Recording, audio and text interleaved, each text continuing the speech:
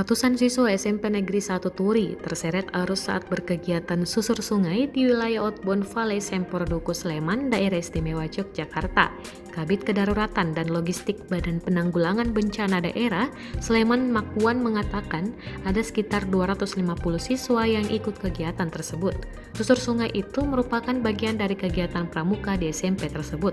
Ketika sejumlah siswa mulai turun ke sungai Jumat 21 Februari 2020, hujan belum turun. Arus sungai juga masih normal, namun ternyata di hulu sungai hujan.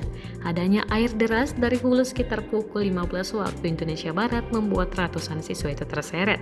Supervisor Pusdalops Daerah Istimewa Yogyakarta, Masud Rofiki mengatakan seorang anak berjenis kelamin perempuan sudah ditemukan dalam keadaan tewas. Kanit Lantas Polsek Turi Nur Hasan di Klinik Swab Pratama, 4 korban yang MD tersebut masing-masing atas nama Risma, Nur Asisa, Latifa, dan Sophia.